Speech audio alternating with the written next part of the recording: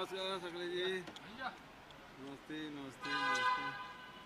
सब कैमरा के पीछे दिखाई नहीं दे रहे। अच्छा, मोहन तिवारी गुप्ता जी उधर हैं।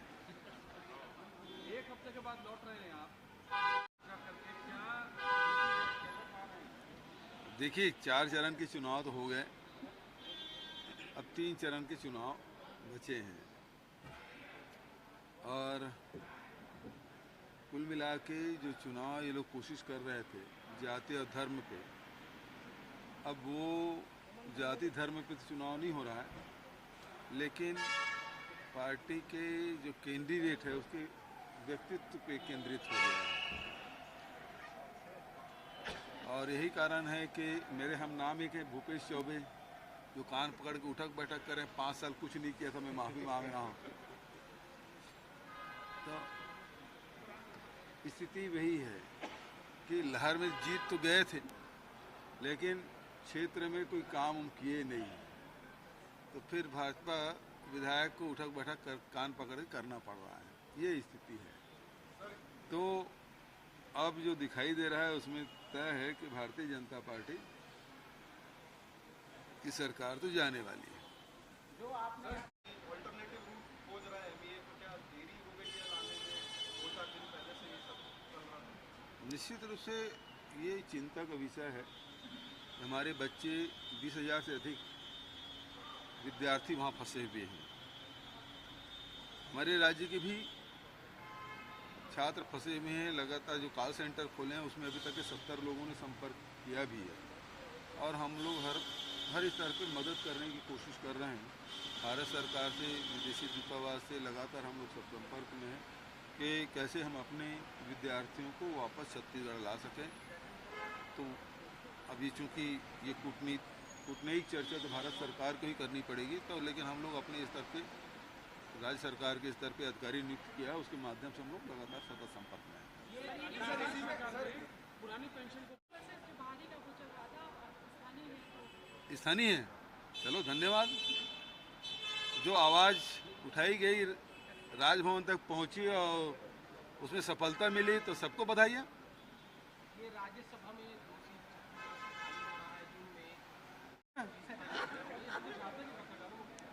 नहीं, लीजिए, उम्र 45 साल नहीं हुआ है।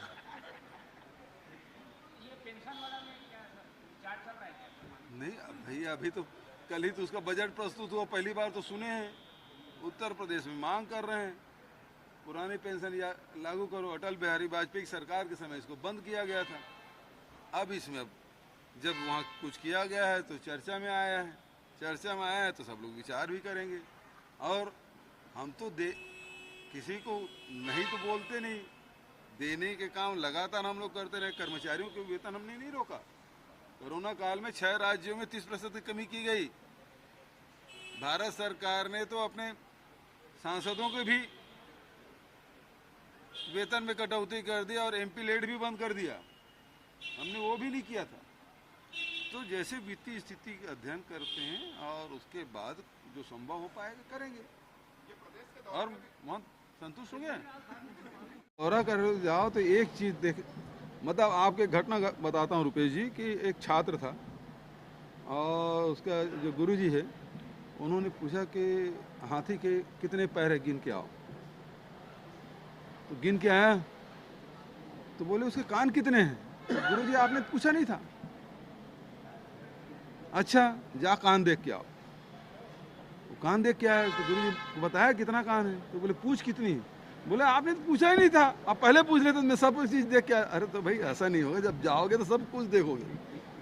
हम नरवा गरवा घुरोबाड़ी भी देखेंगे, विकास कार्य भी देखेंगे, किसानों से भी बात करेंगे, श्रमिकों से भी बात करेंगे, महिलाओं से भी बात होगी, छात्र छात्राओं से, पालकों से भी बात करेंगे, और कार्यकर्ताओं से भी बात होगी। कार्यकर्ताओं से बात होगी तो सब चीज़, बहुत सारी चीज़ों की जानकारी भी हो जाएगी। ठीक है, थैंक यू। विपक्ष यदि साथ दे तो कौन नहीं लेना चाहेगा, बिल्कुल। हाँ, हम तो चाहते ही हैं।